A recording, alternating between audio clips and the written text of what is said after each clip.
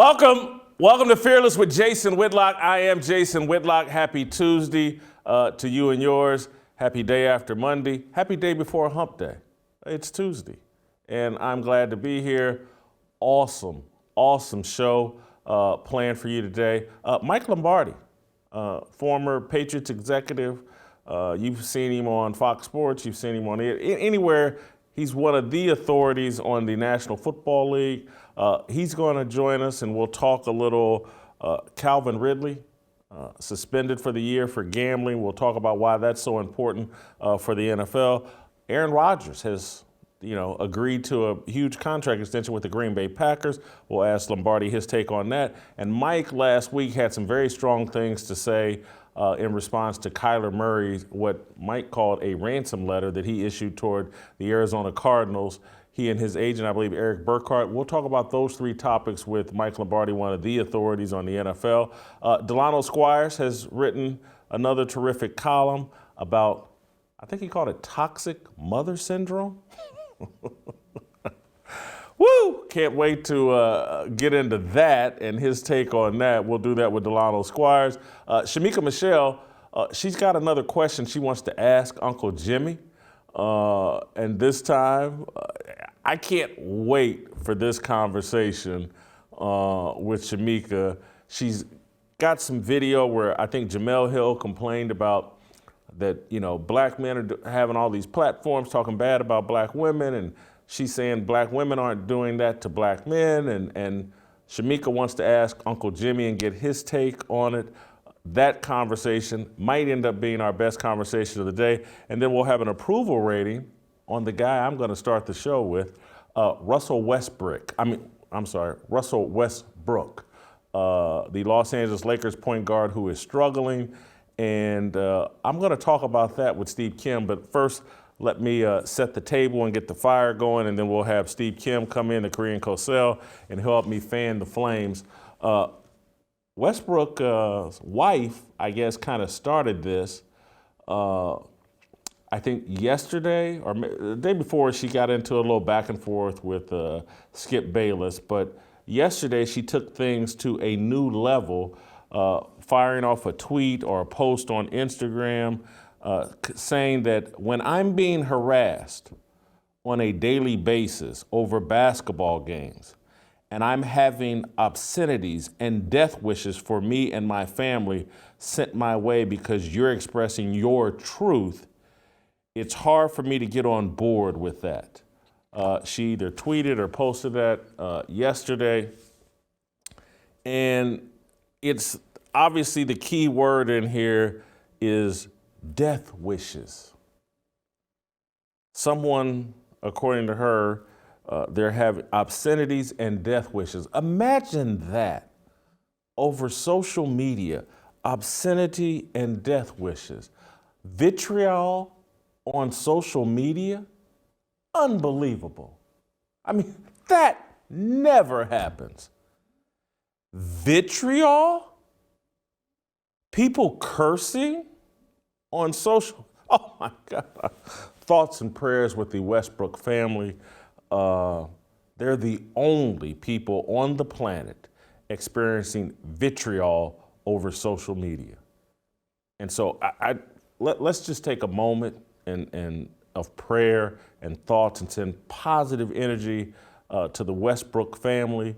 I just couldn't imagine obscenity and death wishes over social media.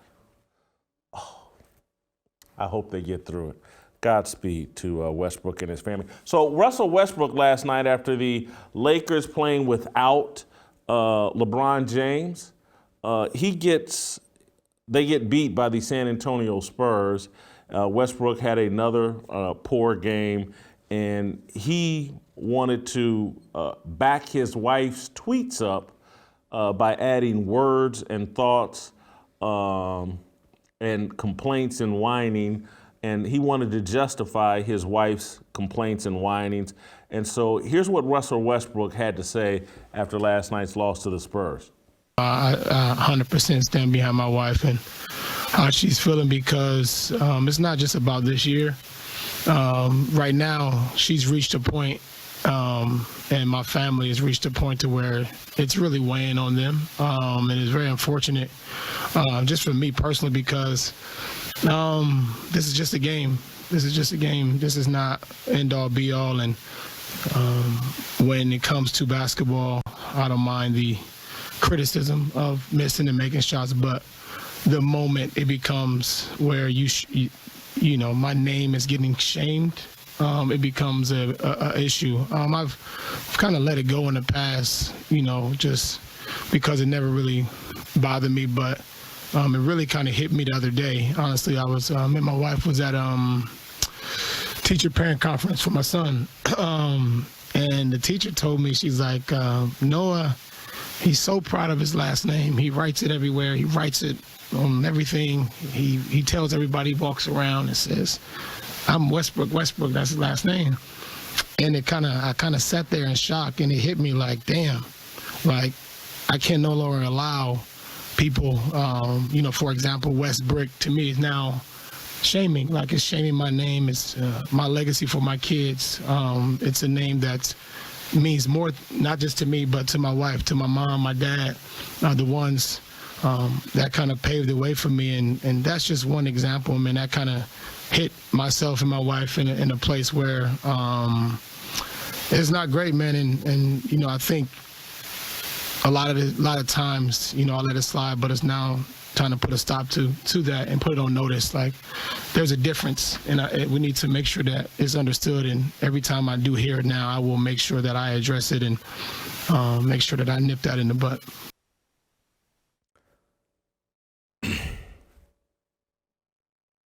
That, what we just listened to and what he did last night is one of the most selfish, narcissistic, cowardly acts we will ever see from a professional athlete.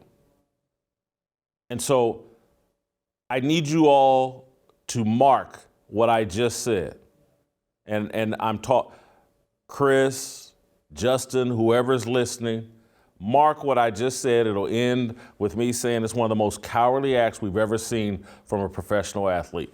Play the entire clip of Westbrook's comments, and then me saying it's one of the most cowardly acts I've ever seen from a professional athlete. And then pick it up again as I continue and explain why it's one of the most cowardly acts I've ever seen. This man just used his children as a shield. I'm playing terribly. I'm making $44 million. The Lakers are 8 games under 500. I'm getting blamed, and I'm going to use my wife and children as a shield to stop the criticism. Westbrick is shaming his name. Fans chanting Westbrick is an assault on his children. Professional sports, college sports, high school sports have been going on for more than 100 years. And fans have been coming up with clever nicknames for athletes that they love and athletes that they despise, athletes who are playing great, athletes who are playing poor. This has been the tradition for more than 100 years.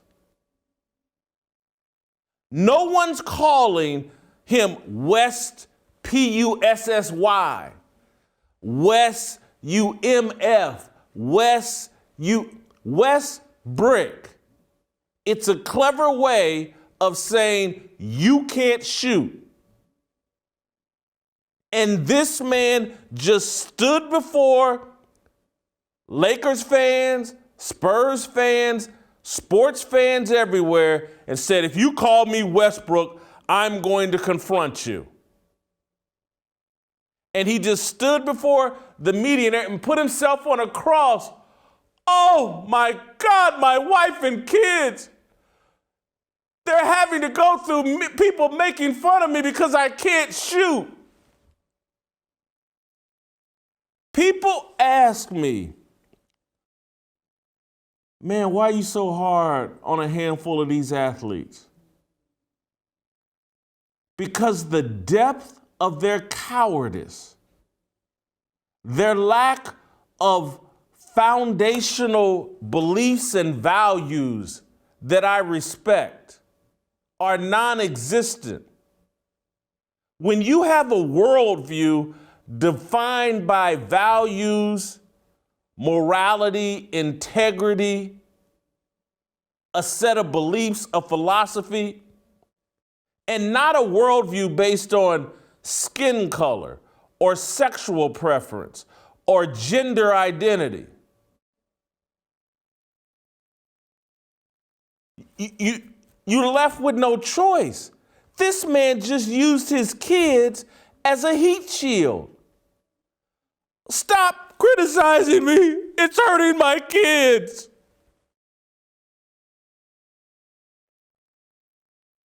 We've never seen this, at least I haven't. Maybe it's been done before. Someone bring me the proof where an athlete, where a grown man, let alone a grown man making $44 million for playing a game, would drag his kids into, oh, they're criticizing me because I can't shoot and I don't know how to be a winning player. That's what this is all about. Russell Westbrook has never been about winning basketball games. He's been about padding stats. He's been a gimmick.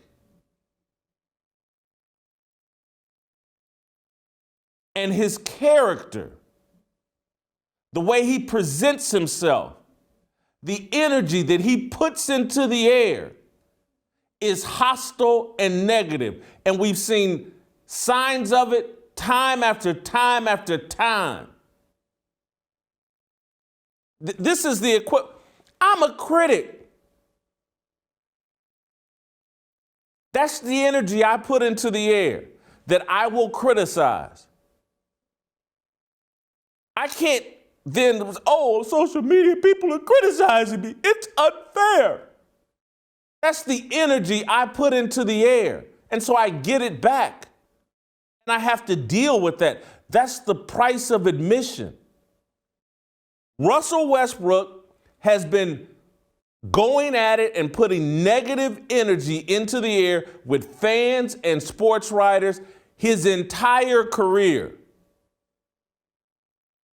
Let's look at a few of the highlights of Westbrook in Utah threatening a man and his wife who he says disrespected him. Play the clip.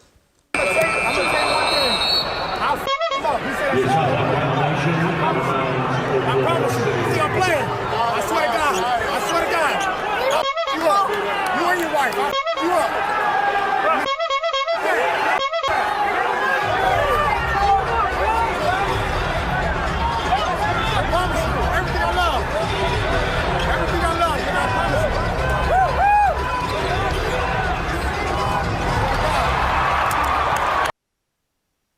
I will F you up, you and your wife.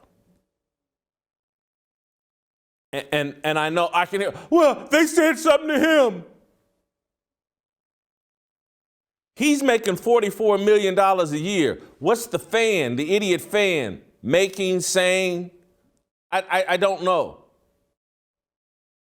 But you put that energy into the air. I will confront fans. I will threaten them. I will F you up, you and your wife. The man should have been suspended on the spot for that if the NBA had a pair. But they don't. This man is a bully. Let's play the clip of him walking off the court, and it looks to me like a kid, but I'm 54 and my eyesight may not be the greatest. But it looks like a kid to me is trying to use his cell phone to take a picture of him, and look at Westbrook's reaction. It wasn't meant to be for Russell Westbrook. On his way out, confronting a fan. Someone has a cell phone, is trying to take a picture of him in an arena as he walks off the court. This goes on. This has been commonplace the last 10 years in professional sports. Why is it Westbrook that is swatting at, look to me like a child, could have been, maybe it's a young 20-year-old, I don't know. I don't care who it is. The man emotes negative, hostile energy towards fans and sports writers. Barry Trammell of the Daily Oklahoman. I've known Barry Trammell for damn near 30 years. Barry Trammell is one of the nicest people you'll ever meet. He don't want no trouble with nobody. Westbrook went to war with this man when he played in Oklahoma, talked abusively to him, tried to ignore him. The guy's asking respectful questions. Play the clips. Both of them back to back. So successful. Did a good job execution.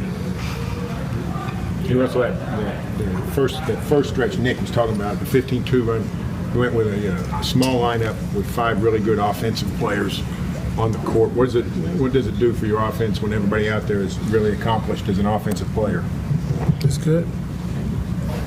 Russ, you had 8 assists in the fourth quarter. What did you see from them defensively that allowed you to focus as much as you did on passing the rock? We did a good job executing. Now, are you upset with something? I just don't like you. You don't? No. Do you not like Nick either? I love Nick, but I don't like you. Well, you gave us about the same answers. Yeah. You got another question? Even second time in 3 games, you guys really struggled when Russell went to the bench. You were out there for part of that. What goes on when he goes to the bench? Why is Houston so successful? And do you sense that they sort of get an energy boost just from him going out of the game? Hold on, Steven.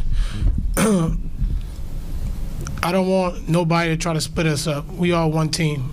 Regardless if I go to the bench, if Steven's on the floor, if I'm off the floor, we in this together. Don't split us up. Don't try to split us up. Don't try to make us go against each other. Try to make it against Russell and the rest of the guys. Russell against Houston. I don't want to hear that. We in this together. We playing as a team, and that's all that matters. That's it. Yeah, Russell, I'm not trying to split you up, but twice in 3 games, you guys have not played well at all when you've gone to the bench. That's fine. And I'm just trying to figure out what's going on. Say Russell, you ain't played well at all. Say Russell and the team haven't played well. Don't say when Russell goes out, the team don't play well. It don't matter. We in this together. That may be, Russell, but I asked Steven a question. And it's a legitimate me and you. Next question. It's a legitimate question. Next question. Next question. Well, Next question. no, I think we're going to keep the microphone. I had a question for Steven, and it wasn't answered. And I don't understand if Steven wants to say he still hadn't said anything. If he wants to say I don't want to answer that, fine. But Next question, please.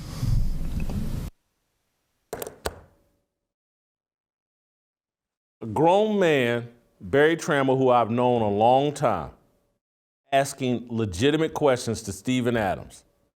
Russell Westbrook bullies him. In the previous clip, I don't like you. The man emotes negative energy, and he's wondering why he's getting it back. This Westbrick stuff is polite compared to the way Russell Westbrook has done people. I said it at the time. This is not revisionist history. The incidents he had with Utah fans where he accused them basically of being racist, I said it was exaggerated. I said he was lying. The guy is a steaming a-hole who treats people poorly and then gets upset and will play the race card on people when they give him a taste of his own medicine. This isn't a spoiled, entitled elite. And he's wondering why his wife is getting obscenity and what she's calling death wishes. He and his wife are making excuse. See, this choice of word, death wishes. And then I watched this morning on ESPN, Stephen A. Smith and Molly Karam, they turned death wishes into death threats. and they just took all it takes from an elite, Nina Westbrook, who's married to Russell. So she's worth a couple of $100 million, just like him. She puts out a tweet, a message saying, oh, I've got death wishes. And so Stephen A. Smith, an alleged journalist, oh, well, she said it must be true.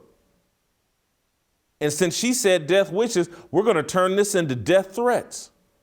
And we're going to scold the fans. How dare someone over Twitter issue death threats to Russell Westbrook and his family?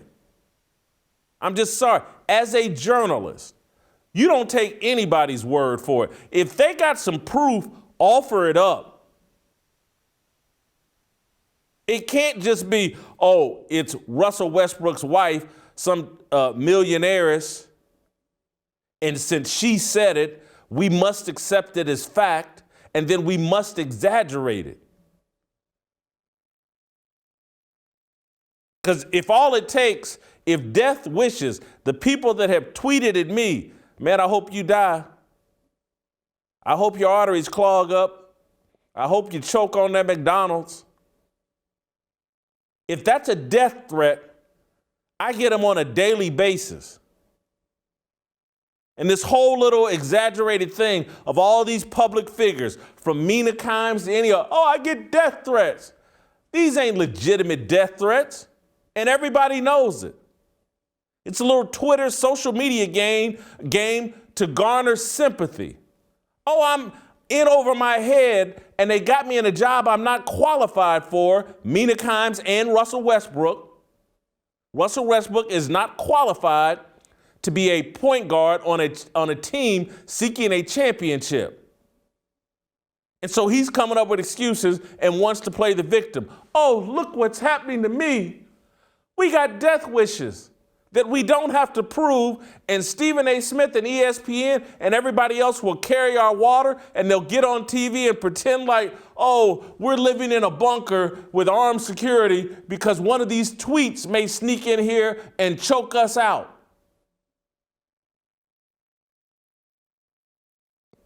This is what I'm talking about when I'm saying there's a hostility towards truth. Because everybody knows that these little tweet threats or wishes aren't scaring anybody. Russell Westbrook and his wife are upset because their $44 million man basketball player is getting back the energy that he puts out. And how dare these sports fans give me back the energy that I put out? Don't they know I'm Russell Westbrook? I'm an elite. I'm worth millions of dollars. I'm better than them. And then everybody on ESPN and in corporate sports media, because I didn't watch, and so I don't want to speculate, but I guarantee there's people over at Fox Sports carrying Westbrook's water. Oh, it's just terrible.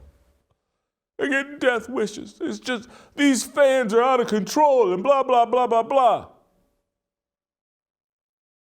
This man has done the most cowardly thing I've seen from an athlete in I'm 54. I've been a sports fan, I guarantee, since the age of 5 in 50 years. Jackie Robinson? That man received death threats. That man received a disrespectful, racist level of taunting and abuse from fans. Westbrick? That's a line in the sand now? I'm going to confront anybody that changes my name in any way and criticizes me for my poor shooting and my inability to, at any point in my career, be a championship caliber point guard or asset to a team. You run Kevin Durant out of town. He can't stand playing with you, and he goes to Golden State. Oh, but that ain't on Westbrook. He plays hard. He does triple doubles. Been with Houston the Washington Wizards, and now the Lakers.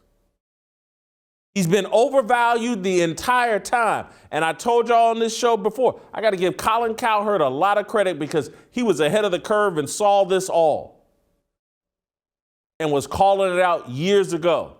I hope he's not backpedaling now that he's been proven 1,000% right. It's a Westbrook problem. It's not a sports fan problem. It's not LeBron's fault. It's Russell Westbrook is the problem. And this cowardly act and the fact that people won't call it out for what it is. I'm going to bring my little kids into this and stop y'all from criticizing me. And if I confront one of y'all for calling me Westbrook or throw a punch at one of y'all, I'm really doing it to protect my kids. And we're going for this.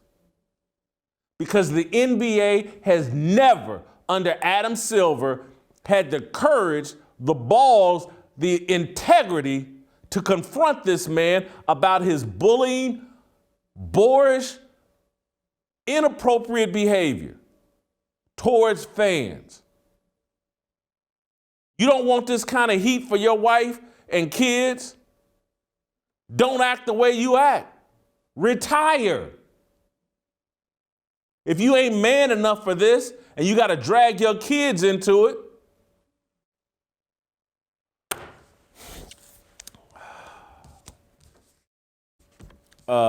Steve Kim, you ready to go? Yeah. Let's go out to Los Angeles and bring in the Korean Cosell. Steve, and you got a more encyclopedic memory than I do about sports. I can't think of anything more cowardly than what Russell Westbrook did last night. Yeah, I'm hoping that his kid is made out of Kevlar because, like you said, he just put himself right behind his kid as the bulletproof vest. And I was thinking about this. When was the last time a significant Laker player had a problem that involved his wife? And it was Glenn Rice in 2000, where she had a problem, I think, with Phil Jackson. Glenn Rice in the triangle wasn't getting enough shots. And by the way, back then, our guy TJ Simers had a field day with it. But this goes to the point that we've made before. Everyone on down the hierarchy has never checked Russell Westbrook. And part of this is the media actually lashing back a little bit and jousting with them instead of saying, oh, Russell, you're right. Wait a minute. Our jobs are not to be the sympathizers. To see, it was bad enough, Jason, when he was petulant, because that's very uncomfortable. It doesn't make for great copy. It makes it difficult for a journalist to do their jobs. And it's just not good to be around. But to be whining to that degree, the way he was in that press conference last night, I thought was absolutely pathetic. You brought this on yourself.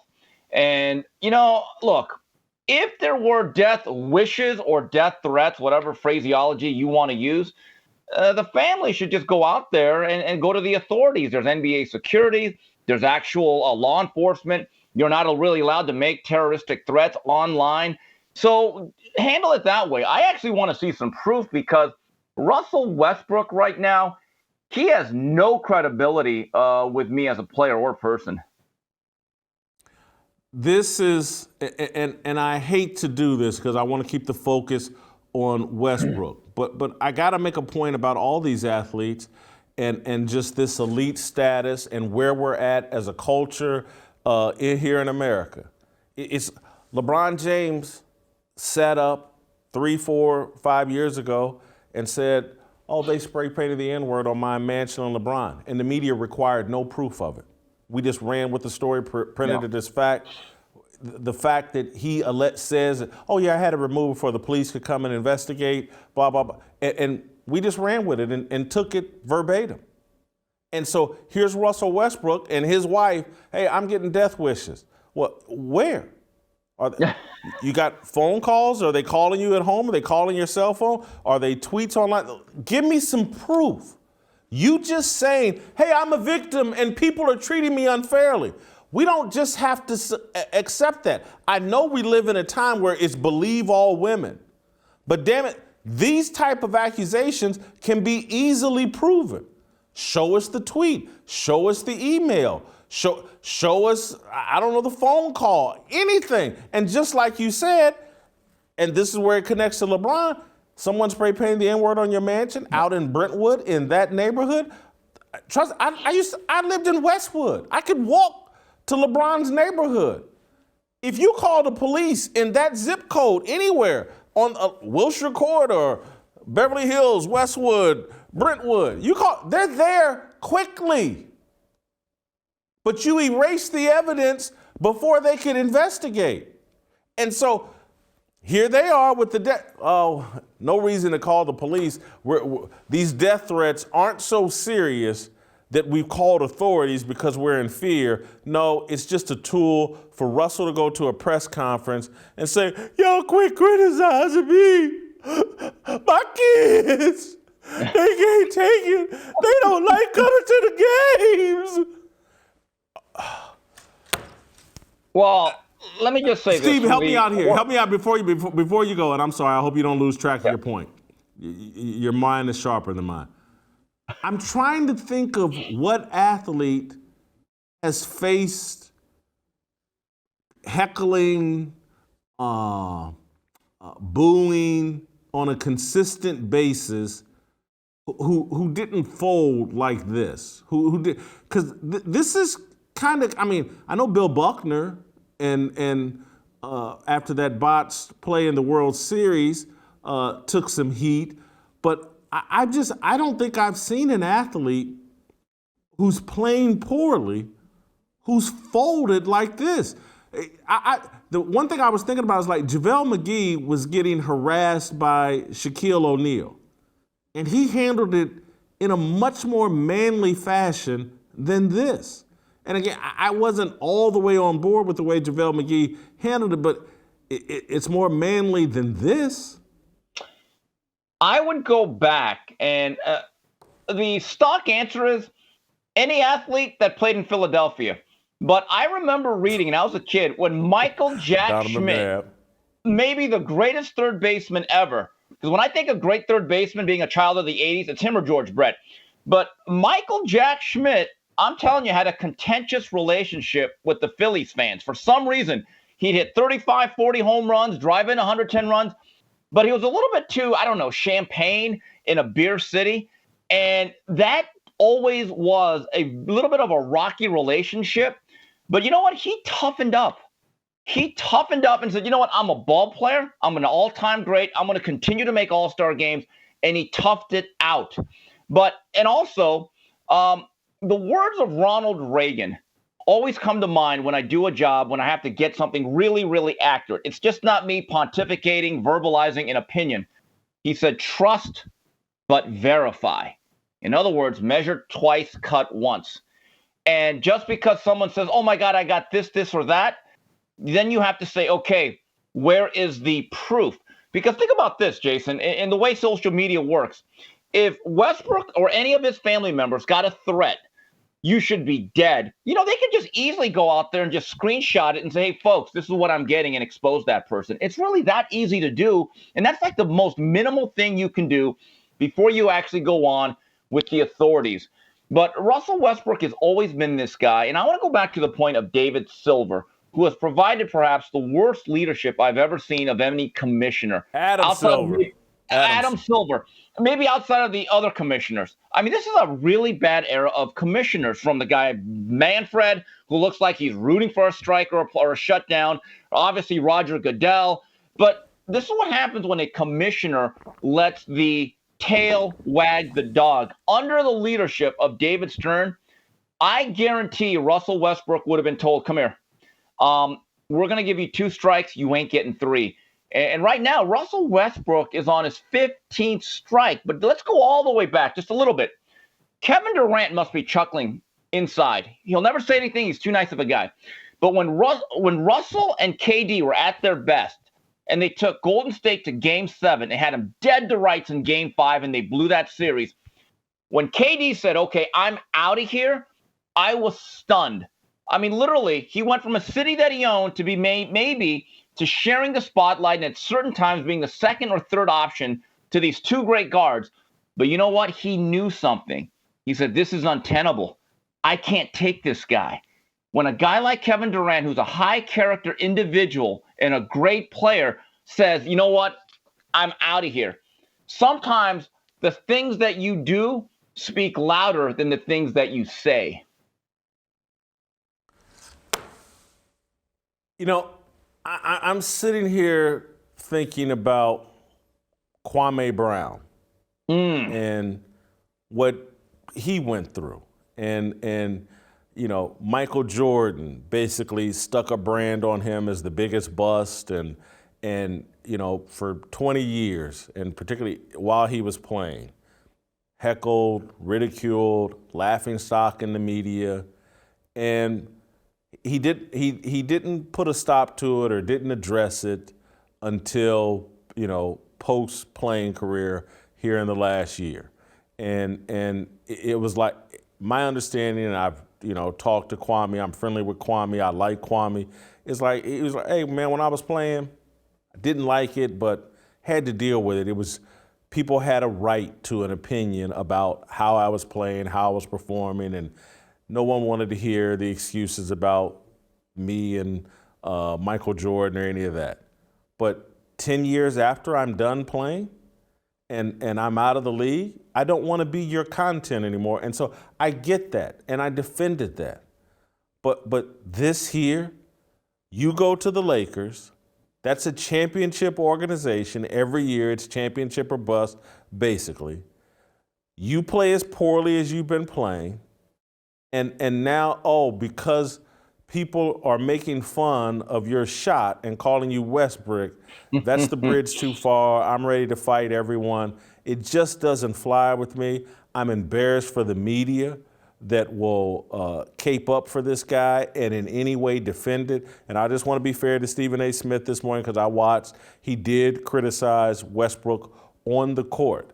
But they sold this lie or this exaggeration or whatever it is about death wishes. If the woman was getting death threats, she would have said threats. She's saying death wishes because maybe there's one tweet where someone says, man, I hope Russell chokes on a basketball or something like that. Who knows? But their life is not in any jeopardy. And, oh, I'm sorry they can't go to the games because fans are yelling at Russell because of his bad play. That's been players' families forever. Forever. This, well, I'm embarrassed.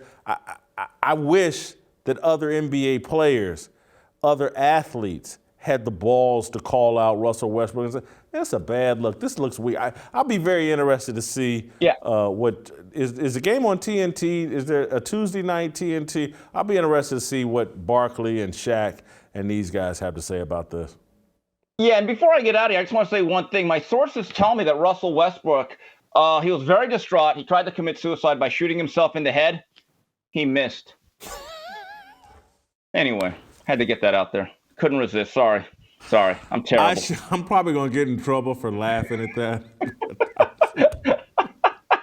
Come on, the guy's laid more bricks. He could build another Great Wall of China. Roll with it. Come on. We're fearless here. Don't back down, Jay. Come on, laugh. That was funny. I'm not backing down. That's good. All right, I got to go.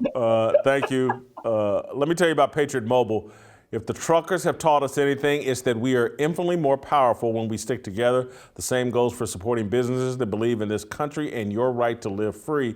That's why I'm proud to partner with Patriot Mobile, America's only Christian conservative cell phone provider. They use the same towers as the major carriers, so you get the same great nationwide coverage. Patriot Mobile has plans to fit any budget, and their 100% U.S.-based team provides exceptional customer support. More importantly, Patriot Mobile shares your values and supports organizations fighting for religious freedom, constitutional rights, and the sanctity of life. Go to patriotmobile.com/Jason or call 972-PATRIOT. Get free activation with the offer code JASON. Veterans and first responders save even more, so make the switch today. Support a company that loves America and shares your values.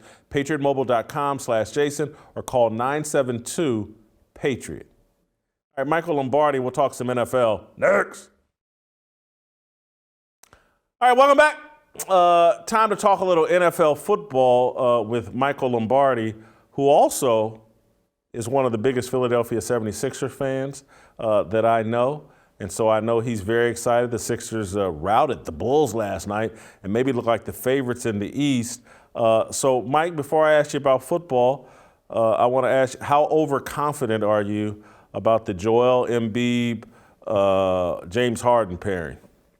Well, I mean, you've introduced me correctly as a diehard 76er fan, and with that comes a lot of scars, a lot of baggage, a lot of 3-1 series leads that have dwindled away and lost. So overly optimistic is never part of a true 76er fan vocabulary. So I'm cautiously optimistic.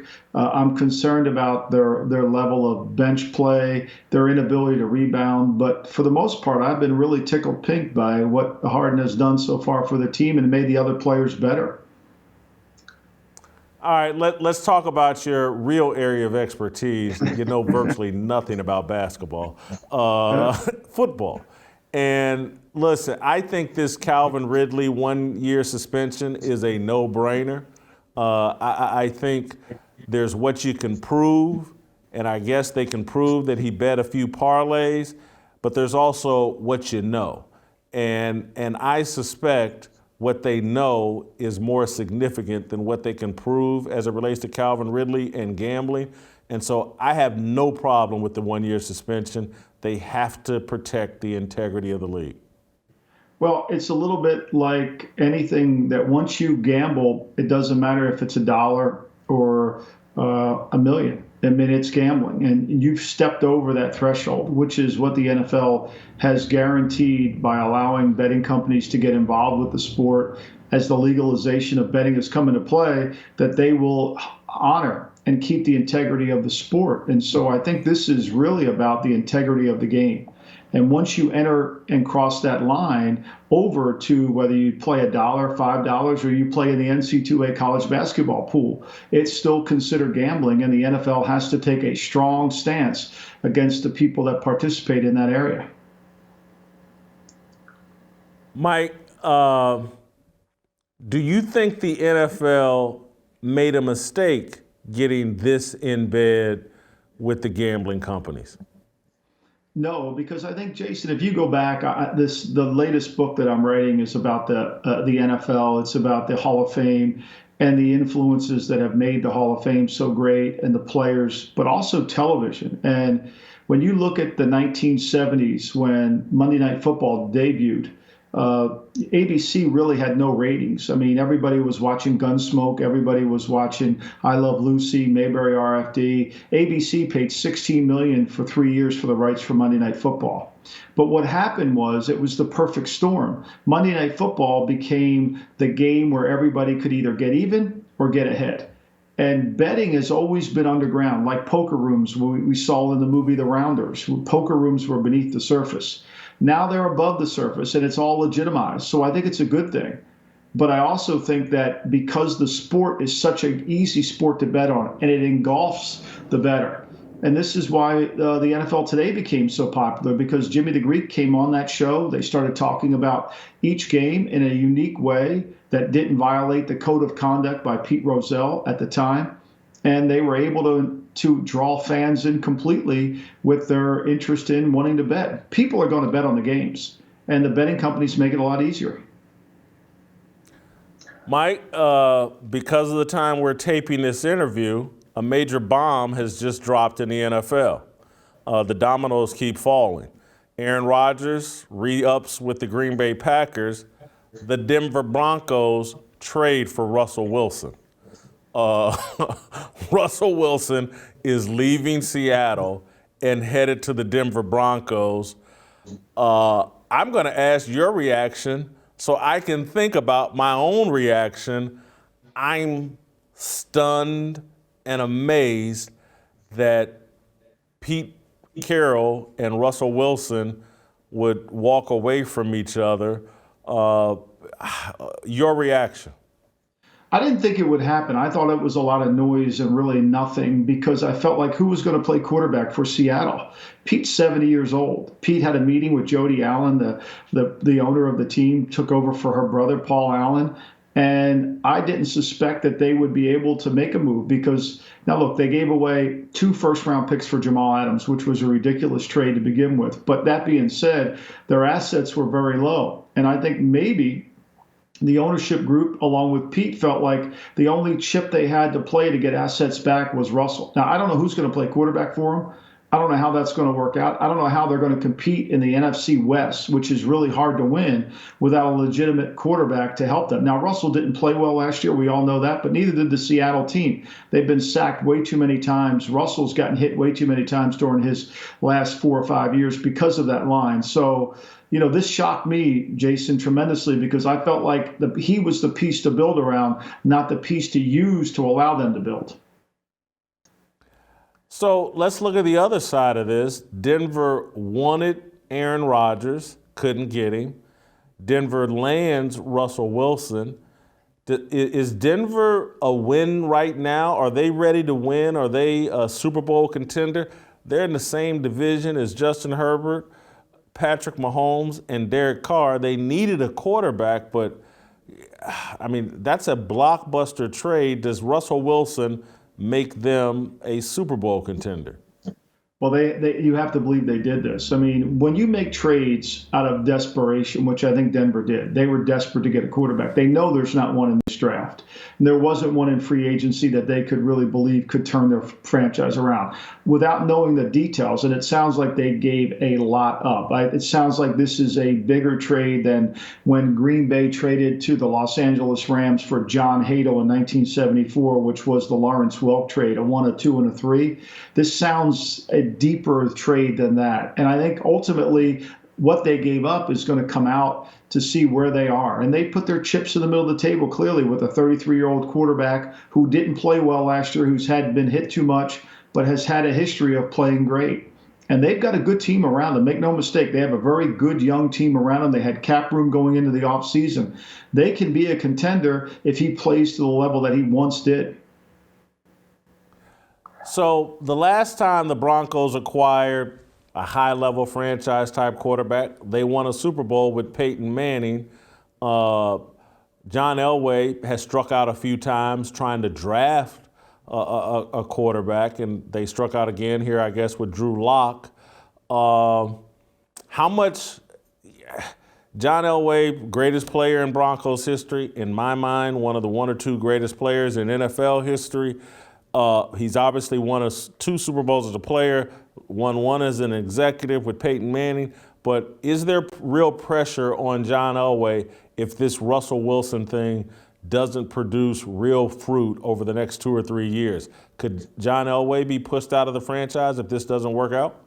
Well, he's kind of removed himself from the battlefield. He's now back at the base barracks, kind of overseeing everything, not as intimately involved. George Paton has had the authority to do the hiring. He hired Nathaniel Hackett. George Paton made this trade. And John has kind of been part more of the potential ownership group, if you will, or some form. But I think this is all on George Paton. George Paton came in, he picked Nathaniel Hackett to be his head coach.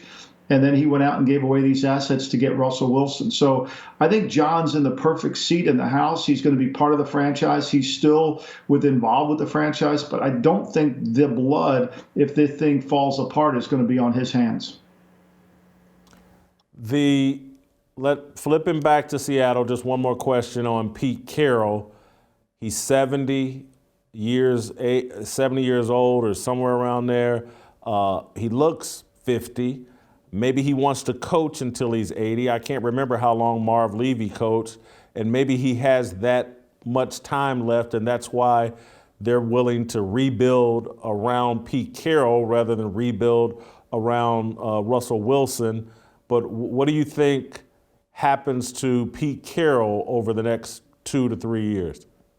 Well, I think we learned, if one thing we know about the National Football League, that without a great quarterback, it's hard to win games. Mike Tomlin's been able to do it 2 years in a row now, knowing that Big Ben, and say what you will about Big Ben, the last 2 years, Ben hasn't been very good. Give Mike Tomlin credit. I mean, he's a half a game behind the Bengals in the standings this year with a quarterback that couldn't throw the ball or couldn't play.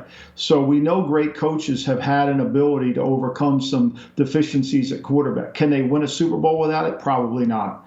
You know, Belichick went 7-9 with Cam Newton 2 years ago. Last year makes the playoffs with Mac Jones, an improvement at quarterback. I think it's going to be a challenge for Pete. It's going to be a real challenge. And it's going to be a challenge for Shane Waldron, the offensive coordinator, and their offense to get going because, you know, the players are used to playing with a good quarterback. What happens to DK Metcalf? He's going to want the football. Taylor Lockett, those guys are used to having somebody under center that can really deliver the goods. I think it's going to be a challenge for the next 2 years, and hopefully ownership is behind Pete as he rebuilds his team. Aaron Rodgers returning to Green Bay on what was supposed to be, believed to be a quarterback market-altering contract with the Green Bay Packers. Did Aaron Rodgers make the right decision for Aaron Rodgers, and was it the right decision for Green Bay? Well, I think Green Bay had no decision. I mean, they had to go all in. I mean, they've lost 2 playoff games at home in the last 2 years for other reasons than the quarterback. And I think they know their window is very small. I think this is a commentary on Jordan Love as much as anything. They wasted a first-round pick. Is he going to be good enough? We don't know. But right now, Green Bay's telling us in the next 2 years he won't be. And they need to close this window. They need to win. They've won 2 Super Bowls with Brett Favre and Aaron Rodgers. That's not enough. That's just not enough. So I think they saw this as their window of opportunity. They controlled Rodgers' ability to move around. They were not going to trade him unless he, you know, until next year when his contract expired. They had that right. So I think they decided to do the right thing, pay the man. And nothing says I'm sorry better than money, which they did. They gave him that, and I think they're going to be all in to try to win it this year. I mean, LaFleur's been 13-3 2 years in a row. Many people think he should be coach of the year. Not me particularly, because I mean, how can you be coach of the year when your special teams are 32nd in the league and you can't, and they never improved during the whole year? But their window with Aaron Rodgers is now, and I think they see it as well. Wrapping a bow on all this quarterback talk. Last week you had some real strong things to say about Kyler Murray, the letter, the ransom letter, as you called it, that his agent Eric Burkhart put out. And I guess, and I'm asking you to do this on the fly because it just crossed my mind. Hell, maybe Seattle's a destination for Kyler Murray if things continue to sour between Murray and the Arizona Cardinals organization. But first, what did you think of the letter? Do you think there will be peace and a reconciliation between Murray and the Arizona Cardinals? Well, I labeled it a ransom letter because that's what it is. As I said earlier, nothing says I'm sorry better than money. And so that letter was all about pay me. Pay me now. I want my money. You know, everything that we're going to hear from the end of the season until training camp is really all about money. It's disguised as something different. He's unhappy. You know, let's leave social media. Let's play that 6th grade game where we'll both stop following each other. But it all comes down to money.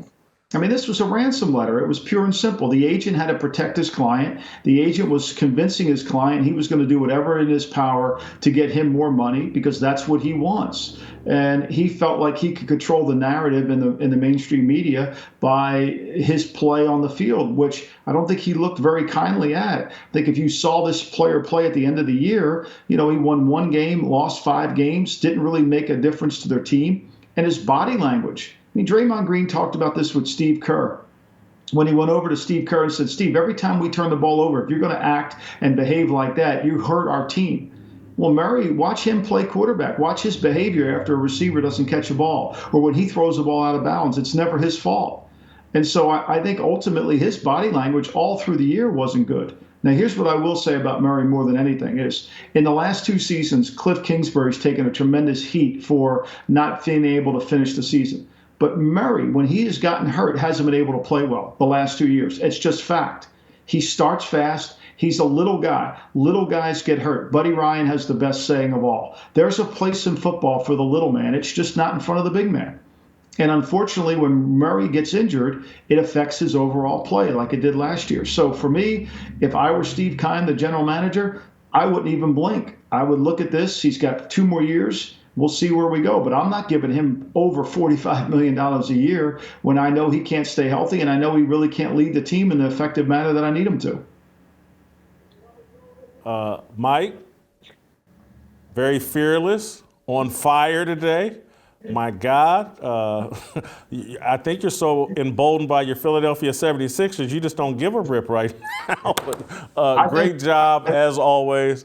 Thank you, Jason. I think the truth, I think you just have to say what you think. I mean, there's really, the tape doesn't lie. Watch the tape.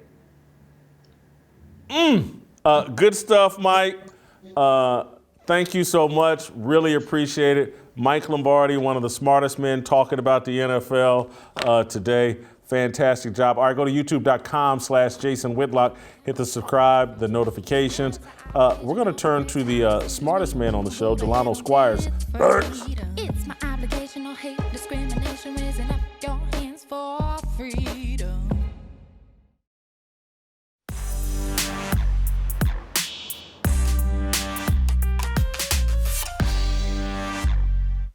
All right, welcome back. We're going to take a little break from sports and talk with Delano Squires, Professor Delano, as we love to call him here on the show. Delano has written a very controversial column, perhaps his most controversial, Toxic Mommy Syndrome. D, I'm going to let you, it's not that I disagree with what you wrote, but I'm going to let you explain this all on your own. I'm just going to stand back and let you take this heat. So tell us what you wrote about today. Sure. I mean, Jason, you know that we talk about men and fatherhood and family and marriage all the time on the show. And I stand by everything that I say around the responsibilities that men have towards, the mothers of their children, their wives, and their children themselves. But one of the things that has become, increasingly apparent to me over the last couple of years is that, and I say this in a column, in some respects, there are certain types of mother presence that are just as bad as father absence. And there really were 2 videos last week that went viral that sort of brought this point home to me. One was of a woman, bringing a plate of food to her toddler. The kid is excited and sort of jumping around. And you could read that it says she had some alphabet-shaped fries, and the plate said, "You piss me off." And it was a short video. You don't see much of the reaction after that. I mean, you actually see the little girl excited to get the food. And to me, what that was a perfect encapsulation of sort of the maternal grievance industry, in which children become objects of scorn and contempt from their mothers. And then there was a second video where, there was a little boy who, for some reason, was in a room that had a pole in it. I don't think he was at a firehouse or anything. And he starts to swing around the pole, right, with his legs up in the air in a move that most people would consider a stripper move. And again, you see the replies. A lot of people were saying, like, this is concerning. Why is this little boy doing this? But then one of the other questions that it made me ask is, why is this on the internet, right? It's one thing if you have certain private videos. I'm gonna tell on myself a little bit. My mom has pictures of me from when I was a toddler. And one of them is me sitting on a table. It's like a glass table, and I have on her hat and some of her jewelry, and I think I might have put on her shoes or something like that, right? Now, she didn't put this on the internet and said, look, my kid is the next J. Edgar Hoover, or he's the next Billy Porter.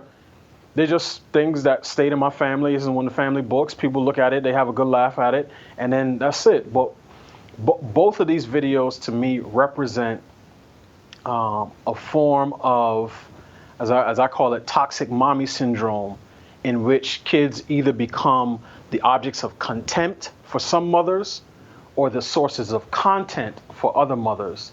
and you see this playing out both in traditional media as well as social media. And I thought it was something that was worth talking about. It's definitely worth talking about, and because what you're talking about from my generation, we used to have family photo albums. And so when family would come over every year, Thanksgiving or Christmas or whatever, we'd whip out the family photo album and reminisce about funny things, blah, blah, blah. But now we have public photo albums, or, and it's content. It's how we can drive interest in ourselves and our personal brands that we're all trying to build. And I go back, and I've said it multiple times, I'm gonna say it again, John Thompson, the great Georgetown coach, said, look, man, have a private life, a public life, and a personal life. And now everybody just has a public life. They've all been melded into one, and it is dangerous. There were a couple aspects of things where I thought you might go in this column that you didn't go, but when you talk about toxic mommy syndrome, the other issue that I think we've talked about previously on this show is that I've seen a lot of mothers, particularly single ones, turn their sons into their husbands and their daughters into their best friends. And I don't think either role is proper. I agree, and I get to that towards the end where I talked about the intergenerational effects of this, right? Where in the same way, again, if dads are not doing their job, then there's a certain impact that has both on sons in terms of being able to model what being a man looks like, and then also for daughters in terms of what a good man should bring to the table and what expectations women should have from the men in their lives. The same dynamic, occurs when it comes to mothers. So there's a certain, oftentimes wisdom that is not being passed from one generation to the next as it relates from mothers to their daughters. And then I touch on something particularly for mothers and their sons.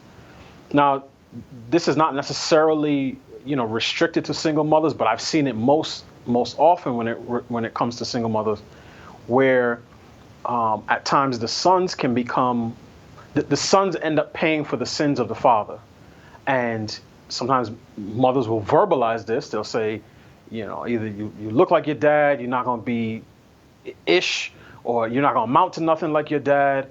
Some at times, particularly when boys are younger, the mom will sort of project the types of or look for the types of emotional support from a son that they should be looking for from a mate. And for me, it was important to talk about this because particularly when the relationships go sour, right? And I've seen this in real life. When you have women who berate and emasculate their sons, it plants some seeds of confusion in the boy, because generally speaking, children, boys and girls, look to their mother as a source of comfort and love and nurturing. But when a boy gets berated, when he gets anger and scorn and yelled at and emasculated and put down from his mother, what often ends up happening is he begins to build a hatred for women, even while being sexually attracted to them later on in life. And that type of thing obviously has its own, chaos and destruction and own negative sort of byproduct that comes with that. And I've seen that, and we've talked about this before on the show, where when that natural order that God has put in place related to men and women is broken, and one person, and it's typically just given the nature of how things work, it's typically the woman who tries to play the man's role. It never seems natural, right? There's a certain way in which men can be firm with their sons while still being playful and loving. But then sometimes when a single mom feels like, wow, he doesn't have a father, so I gotta show him what it's like to, be disciplined and da-da. It always comes off as if it's not right. So I think part of it is, puts women in a position where they're going against their natural tendencies and inclinations, and sons pick up on that. And my general advice to any woman is that if you find a man who has a terrible relationship with his mother, if you find a guy who hates his mother, it's going to be hard for you to be in a relationship with him, because when that first relationship with the first woman he's ever known, the woman who carried him, who nursed him and nurtured him and kissed his boo-boos and did all this other stuff, if that thing is broken, it's going to be hard for him to find wholeness and wellness in a relationship with you. But I agree with you. This can go in a lot of different directions. One of the things that I wanted to do is, and I mentioned this briefly in the piece, particularly given these two videos, is to show that this spans ethnic, racial, and class lines. Because you can read Vogue magazine or The Atlantic if you want to get sort of the suburban white wine mom take about why divorcing her husband and abandoning her family made her a better person, made her more liberated. Or you can peruse the pages of World Star Hip Hop if you want to see, you know, certain black moms having their sons twerking and tooting their butts up in the air and thinking like, oh, this is cool, you know, this is cute. But it's bad fruit from the same tree. It just looks different depending on, you know, what sources you're going to.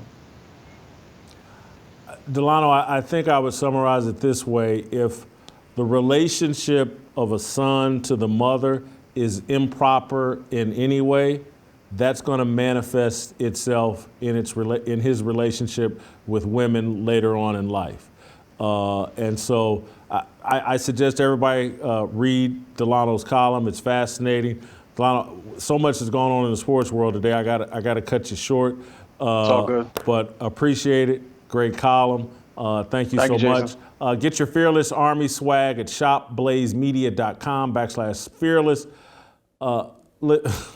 I don't want to oversell this, but Jimmy and Shemeka have cooked up a question and a conversation that should be fantastic. As good as all this other stuff, from Westbrook to Russell Wilson getting traded, this conversation that Jimmy and Shemeka have cooked up, you don't want to miss. Next.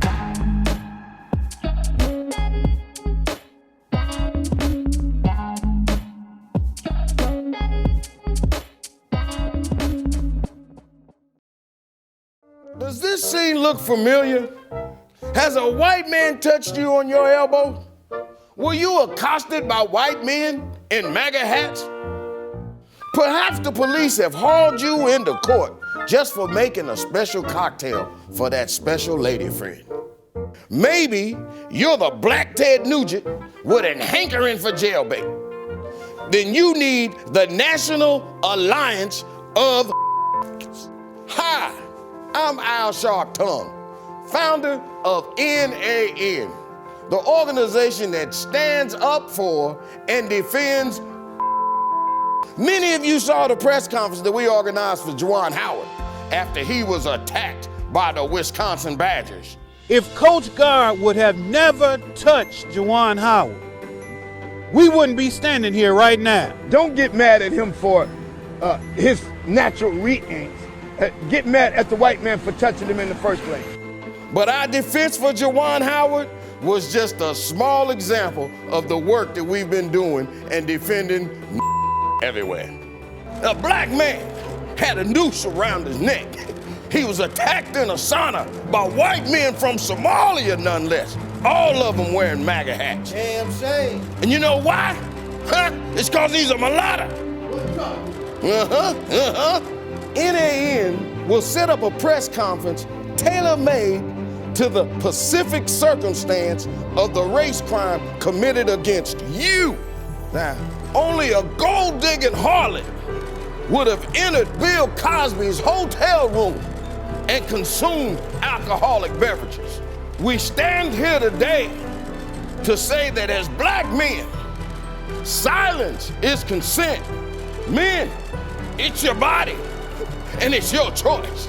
We at the NAN will make sure that you are defended against white aggression, no matter your proclivities or the race of the victim.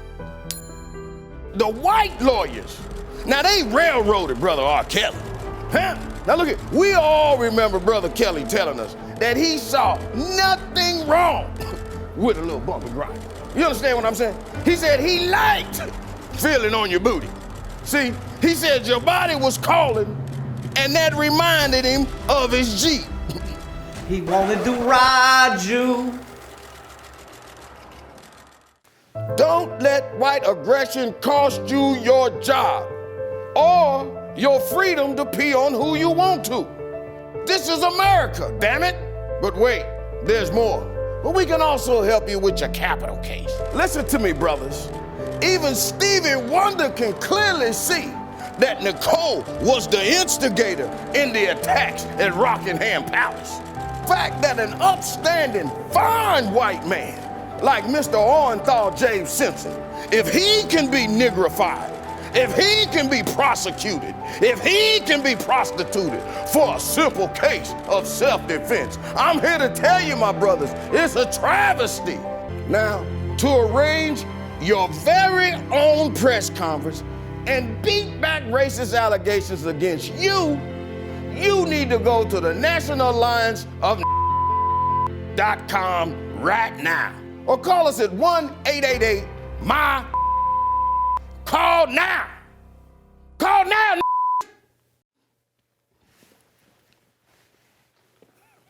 My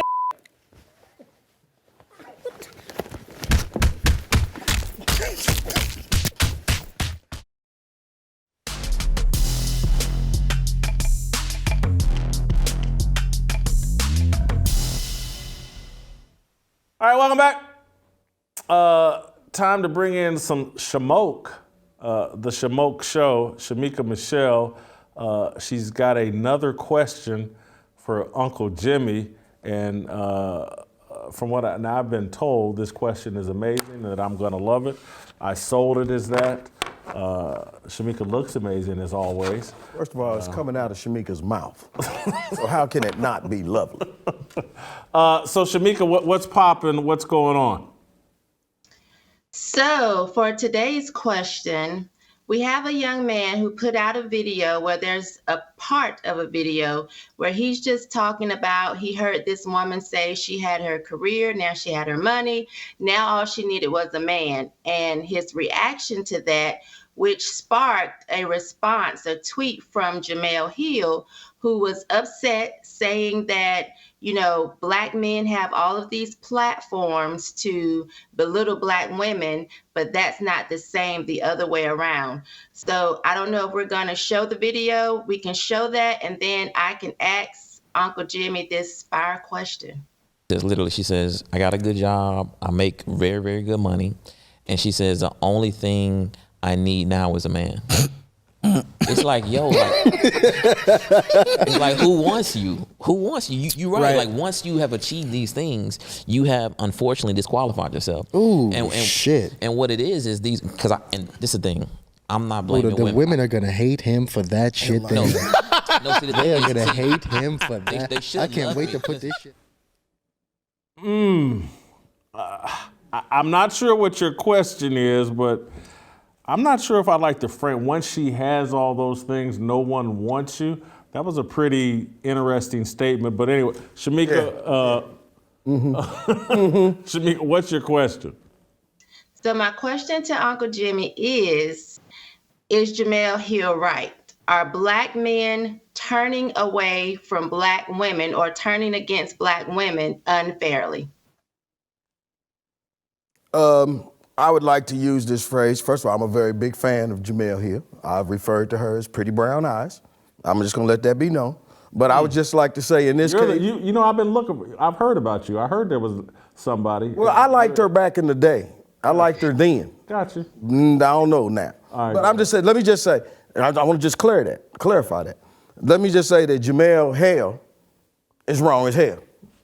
You see what I did? Jemele Hill is wrong as hell. Yeah. You know, honestly. To sit up here and say that are Black men turning against Black women, hell no. Black women been turning their back on Black men for 50 years. And I know this for a fact because my mama left my daddy when I was 10. I'm about to turn 60, so that's about 50 years. You know, Black women been doing this forever of just going off, leaving me. And then now we have people that are bringing it to light. You got Kevin Samuels.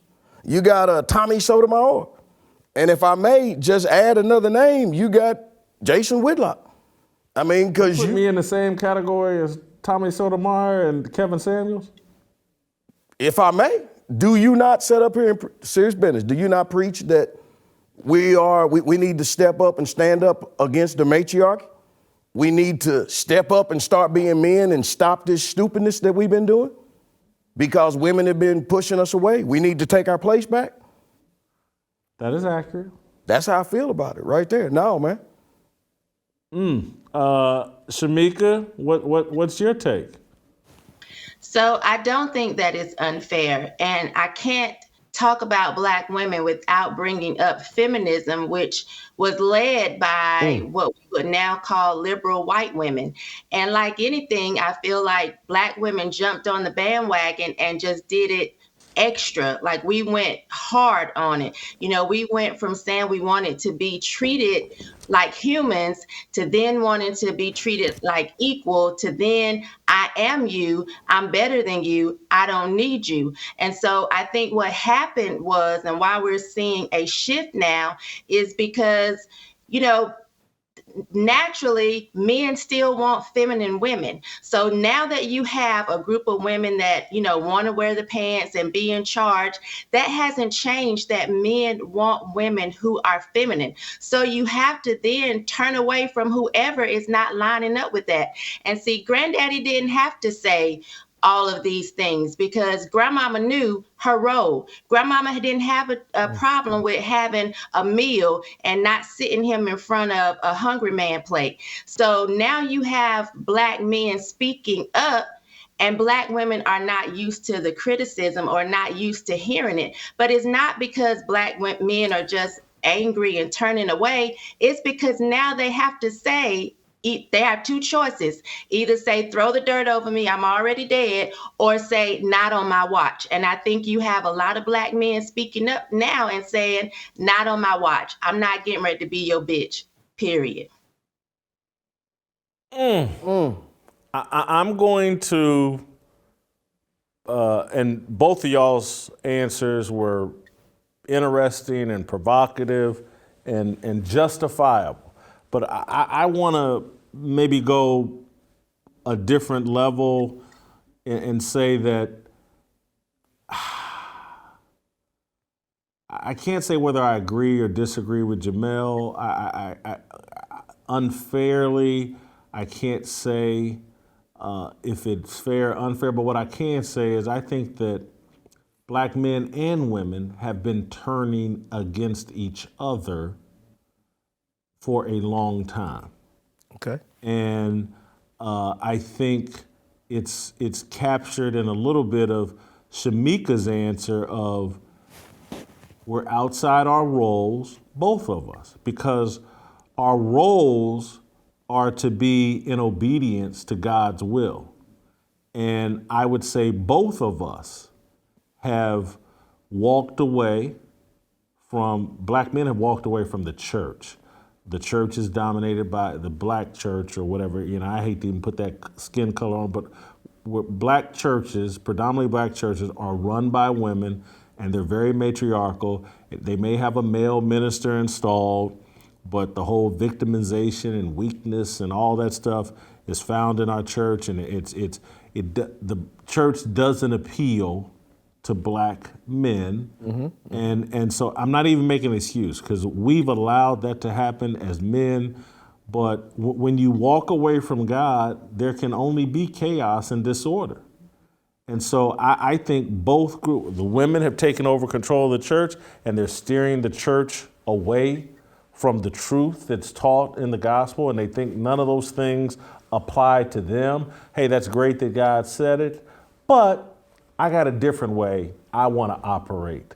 And so I think both sides are out of order. And then I'm going to just be transparent and a bit vulnerable here and just keep it real. When Black men, and I think what Jemele is saying is that Black men are exploring their options, that they have a lot more options than when grandmama and granddaddy was doing it, because when grandmama and granddaddy was doing it, 98, 99% of black people that were married, probably 99.5% of black people were married to other black people. Now, this latest generation is like, they got a whole buffet table open to them. Asian, white, Italian, whatever, Latino, the imports from outside of America, from the Dominican, from Jamaica, whatever. And so I can say, because I'm such a patriarch, to the point of perhaps I could be somewhat, I don't believe it, but if someone accused me of being sexist, I would have to say, I see why you think that. I disagree, but I see why you think that. I would have to say that. And so my mindset is so patriarchal that any hint of the matriarchy, any hint of this liberal, secular worldview, complete turnoff to me. I just run. I run. It's like, oh, the devil's trying to get me. How fast can I run? And so when you look at black women and their unbridled passion for Democrat and liberal politics and a matriarchal worldview, they're the leaders now, that they got this. I had a woman, a good friend of mine who I really respect, tell me, now we got this, as black women, that we got this, and it's our time, and and love, respect this woman, would never be in a relationship with her. It would never cross my mind that she would think that they got this and don't need me. And so for me, again, when you have my mindset, there's a high percentage of black women that just aren't on the table. They're just not. And Jim, you know as well as anybody that may catch this show, and you know how I get down, and it's lit. I've read the Twitter feeds. Let's just say I've read. You've met them, is what I'm saying. Yes, Lord. And it's gonna be my way, and there is no other highway. And again, I love to say I'm a benevolent dictator. Right. So, if I'm treating you poorly, complain about my dictatorship. But if I'm treating you well, don't complain that I'm a dictator, just so you'll feel equal.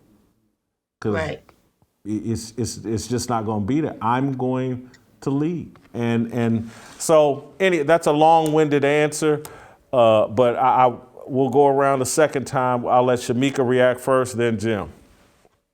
Yeah, I think you're right, Jason. And I think we have to point out, or I feel like I need to point out, that I don't think black men feel this way when, about having a buffet of women because they don't find black women attractive or desirable. I think they still do. However, as you were saying, you have a lot of black women who have bought into the idea of, I don't need a man. So if you don't need me as a man, I will go somewhere else. And I have these other women who don't feel like that. You never really hear an Asian woman saying, I don't need a man. We don't even really hear Hispanic or white women saying, I don't need a man. That's not in their culture. In every culture, except for a black culture, they seem to really revere men.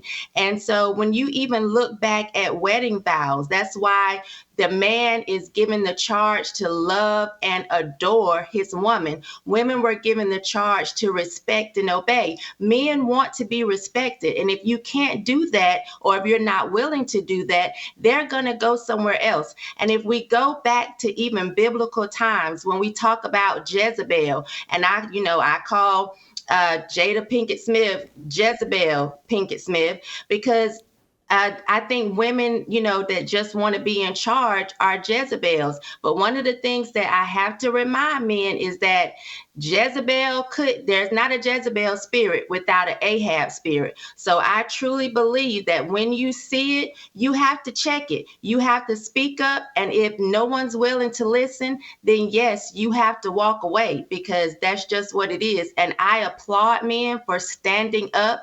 Women have been able to say what our standards were for years. No one gets upset when a woman says, I want a man with 6 figures, or I want a man that's 6 feet tall, or I want a man that's this, that, or the other. No one gets angry when women say that, but it's only when men have begun to speak about their standards and what they desire and what they want, have we begun to demonize them for having standards. Why can we say what we want, but men can't have that same option or opinion to say, this is what I desire? I think that's hypocritical, and it's not fair. Look, I'm just gonna make it plain and simple, man. Me, the way I was raised up, I'm old school. I believe in treating women like women. And I'm going to treat you like a woman. I'm gonna open the door for you. I'm gonna pull out the chair for you. I'm gonna pay the bill for you. These are things that the way I was raised. I can't help the way somebody else was raised. I'm gonna treat a woman like a woman. If you have a problem with that, of being treated like a woman, then we're gonna have a problem with what we're trying to do. At the beginning of this, like you took. I want to hold for one, and I'm sorry for cutting you off, but I don't think any of those things that you said women would object to. Open a door, chair, pay the bill when it comes.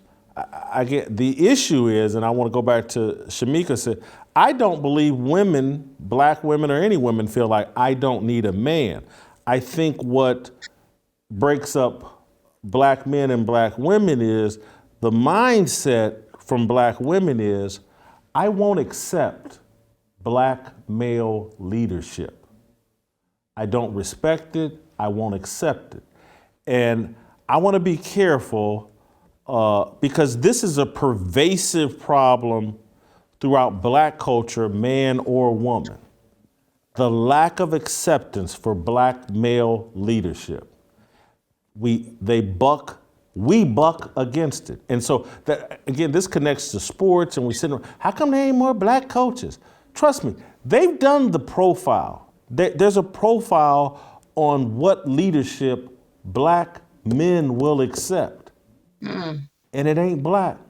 And so, and again, repeat that again. There's a what black there's a men? profile. Again, it's like we were sitting around making decisions on emotions. And I don't want to generalize about white people, but like successful people, they are into studies and profiles and research and figuring out what works, what doesn't work, blah, blah, blah, blah, blah.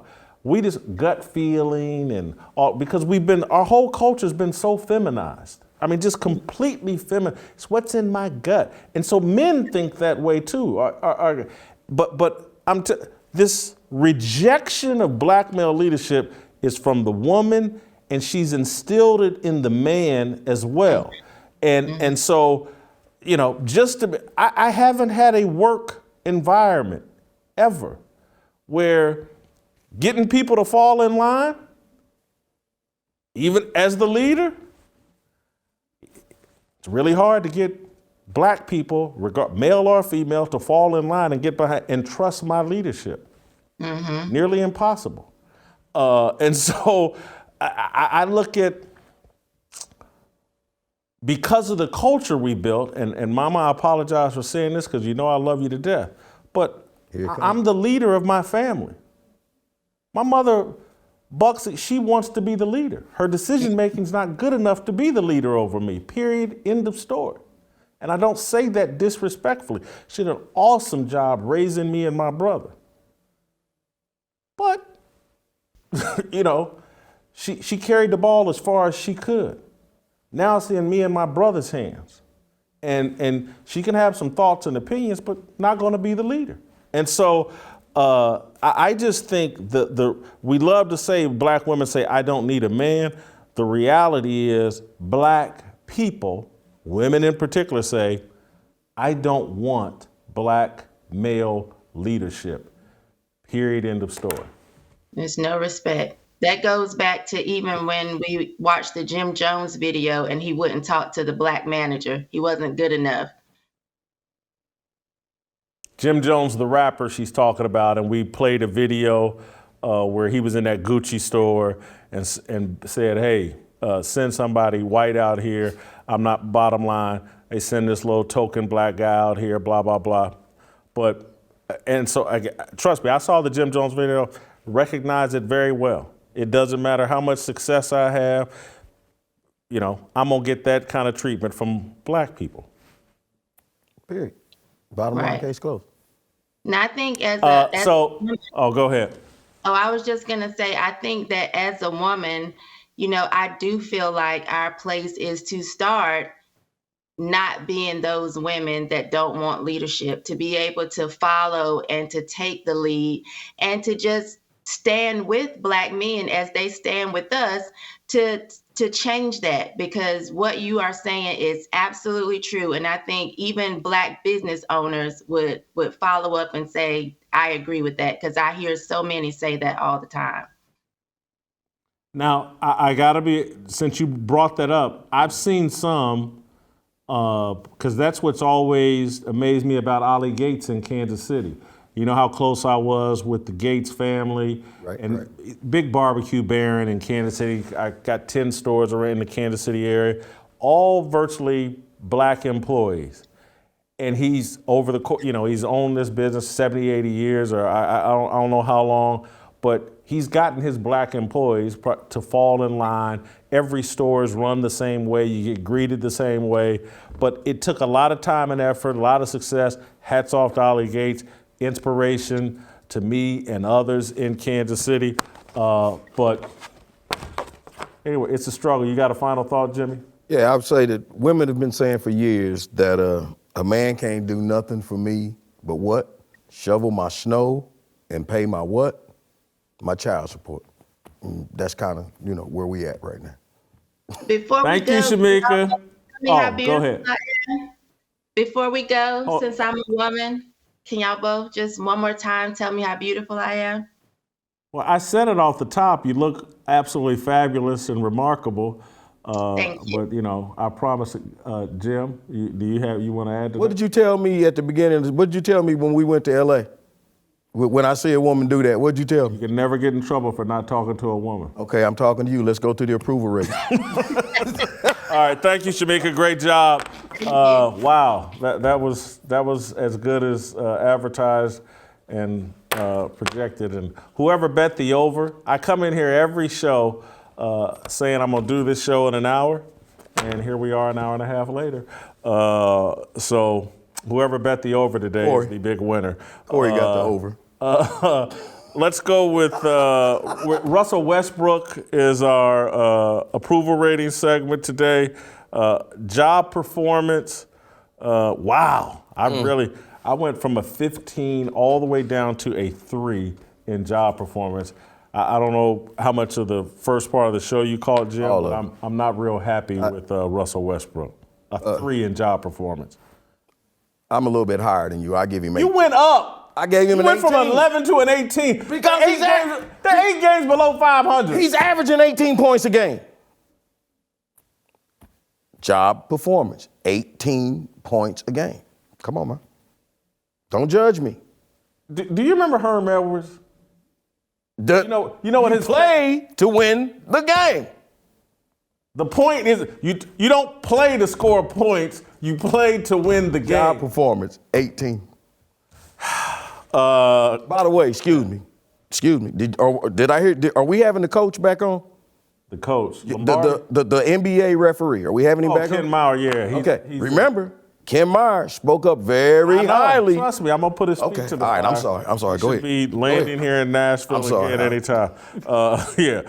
Character. I went down in character from a 6 to a 3. I'm out. I gave him a 0. Okay? Remember, you talked about her. He cussed out the little boy, threatened a woman. Okay? You got fans sitting outside courtside. You threatening women, threatening kids. But now you talking about how you want somebody else to treat your family courtside. That's very oxymoronish, ain't it? Very much so. Come on, man. Authenticity. I dropped him from a 22 to a 20 today in authenticity. I'm just not high on Russell Westbrook. Jason, I give him a 0, and I'm very serious. I give him a 0 on authenticity. You did listen to my opening month. Jason, the dude is from L.A. He's from the streets of L.A., and he brags about it, right? Yeah. Right? Matter of fact, when he was talking about, on my mama, I'll F you up. I mean, he went there, right? If you aren't from the streets of L.A., don't you, when we from the streets, man, don't we have something we do called play the dozens? Huh? Don't you crack jokes about anything goes? You know, I mean, so I'm saying sometimes, man, if you have boundaries where you couldn't talk about it, you'd be like, hey, man, you can say whatever you want to say, but don't talk about my mama and her peg leg, right? There's boundaries. Okay. He's from the streets. These little words that these people saying, man, they can't hurt him, man. Westbrick. There you go. That's a bridge too far. Oh, man, he might get a job at ESPN crying. Come on. It factor, dropped him big time there. I went from a 20 to a 2 in it factor. He ain't got it. Hey, man, I'm going to give him a 10. Just a simple 10 because he's trying to have it both ways. All right, you can't cuss people out courtside and then don't want people to cuss your family out courtside. It just don't work that way, man. All right, oh my God, we both got the same score, 28. We're in agreement. Dumpster fire. You think we be doing that on purpose, man? No, we took 2 different routes to get to 28, but Russell Westbrook is a dumpster fire, and so am I. That was probably an hour and 38-minute show or hour and 37. You know who's not a dumpster fire? Oh, Tamara. Doggone right. Oh, she's not. All right. Did I tell y'all I gained 2 pounds yesterday? And I'm looking at myself on camera and I just don't see the 2 pounds. I don't see the 2 pounds. Can I tell the people how you did this morning on the meeting? What? I'm sorry I'm late. I don't know if I'll be able to do the show. I just got off the scale. I gained 2 pounds. All the walking I did, all of the Lent I gave up, all of the fasting I did, I gained 2 pounds. I don't know how I did it. I'm baffled. It was very disconcerting, and it literally made me, if I'm gonna gain 2 pounds, let me tell you something you should learn from that meeting. My life. What? You should learn that John Hadley's a damn liar. Why? Because you heard, Jason, I think that's muscle mass, big guy. Hadley's a damn liar. When he said that, I mean, and I love John Hadley, but when he said that, I was like, you taking brown nosing way too far. Hey, I got off the call. I'm like, I can't compete with that. There is no shame to his game. Hey, big guy, I've been around NFL players. I was with Refrigerator Perry. Jim, I can't believe I'm gonna crack this joke, but he was almost like, hey, Jay, I'll toss your salad.